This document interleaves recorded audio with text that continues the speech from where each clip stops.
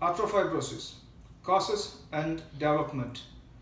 This video gives information about the causes and development of arthrofibrosis following knee replacement. The cause of arthrofibrosis following knee replacement remains unclear. Many risk factors like genetic predisposition, immune response, and other factors have been proposed. Similarly, the chemical mediators and the molecular steps involved in the development of arthrofibrosis are unclear. Various theories have been proposed.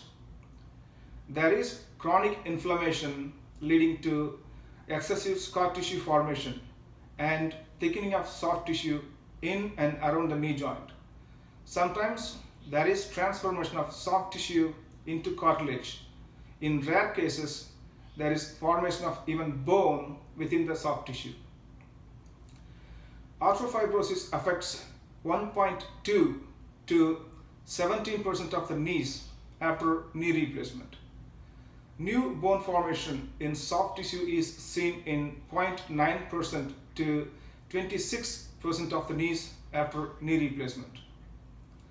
Arthrofibrosis can be localized, involving only a part of the knee joint, or diffuse, involving the whole knee joint.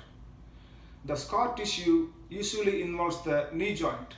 Sometimes it also involves the surrounding soft tissue structures around the knee joint.